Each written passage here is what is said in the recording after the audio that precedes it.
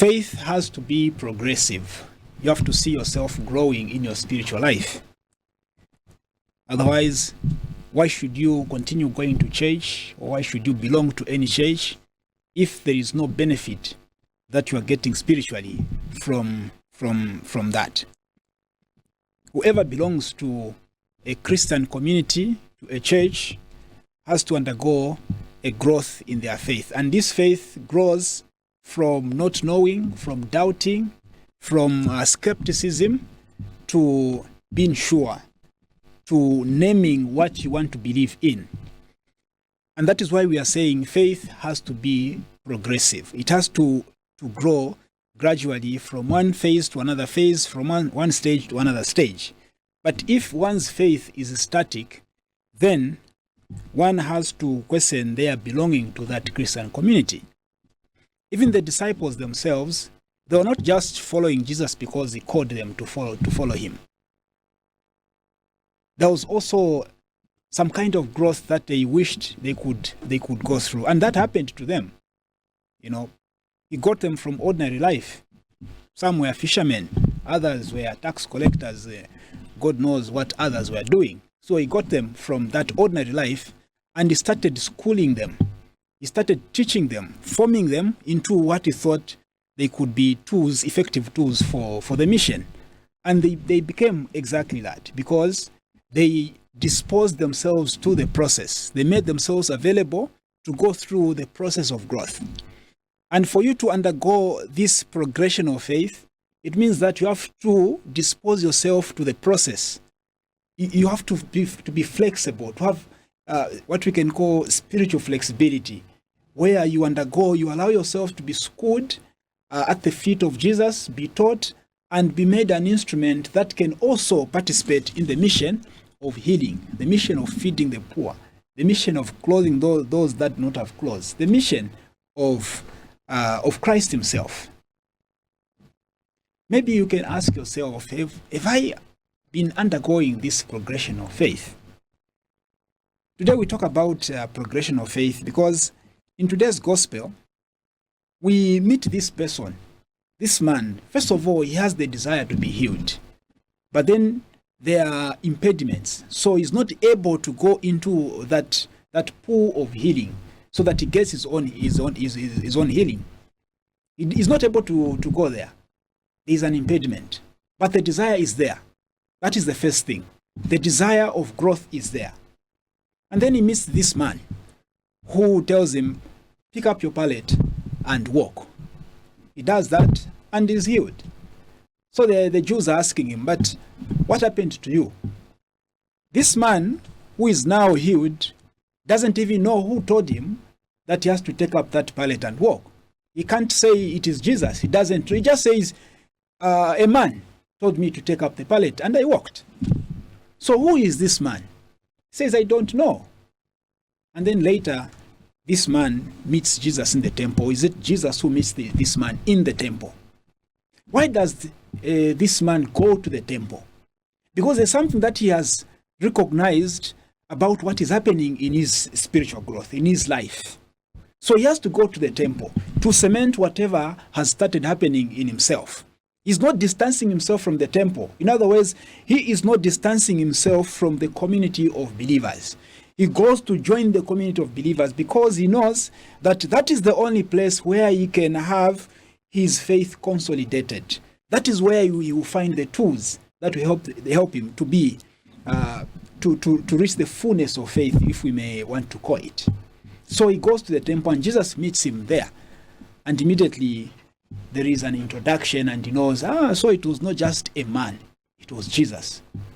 And this is what he later tells the Jews, that actually it was Jesus who told me, take up your pallet and walk.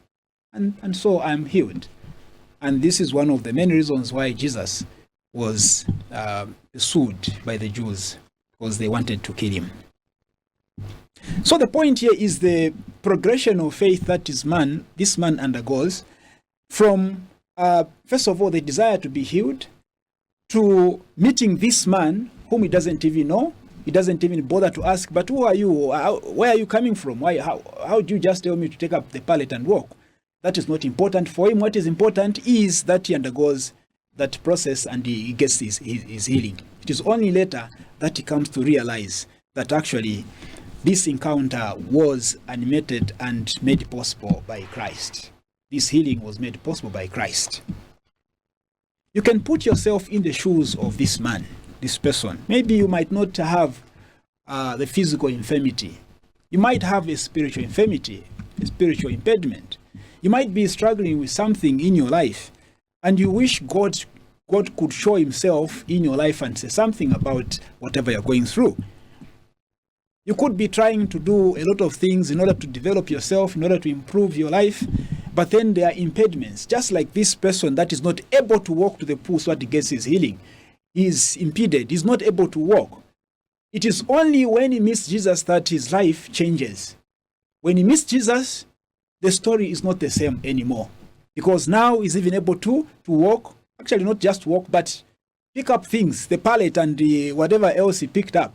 To walk, even is even able to go to the temple, to walk to the temple. Maybe before they were just taking him there. But all that happens after the encounter with Jesus. Before that encounter, there's a struggle.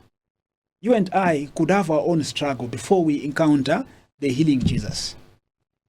Before we have that our own encounter, we could think of those that are looking for employment. You know, you have the papers, went to school, but then you're not able to get that employment. Maybe you got some money, even in Pankongole, in order to invest that money in some business, but then it went down and it left you in Nkongole.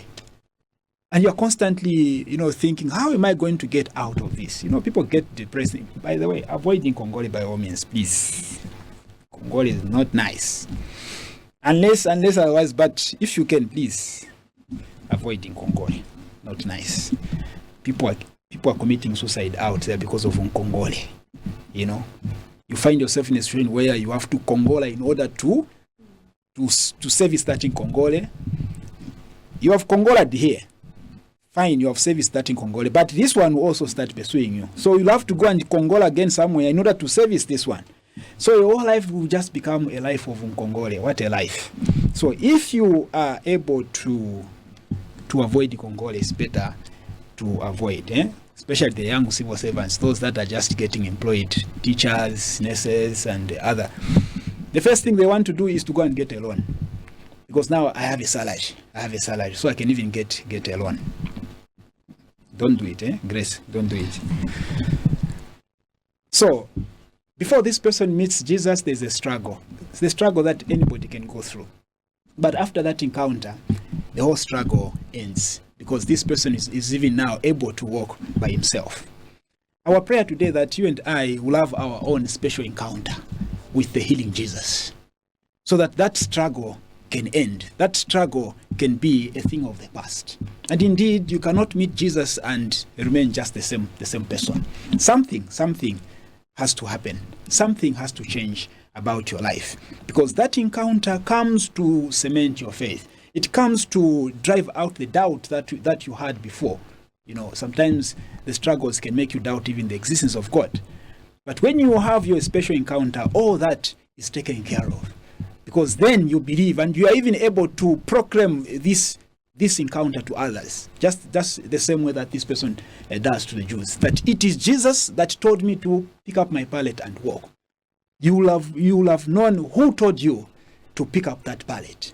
It is Jesus. Your encounter was not with any other person but with Jesus. And this is the same Jesus that you are called to go out and proclaim in order to strengthen others that could also be going through the same or similar struggles in their lives. Amen.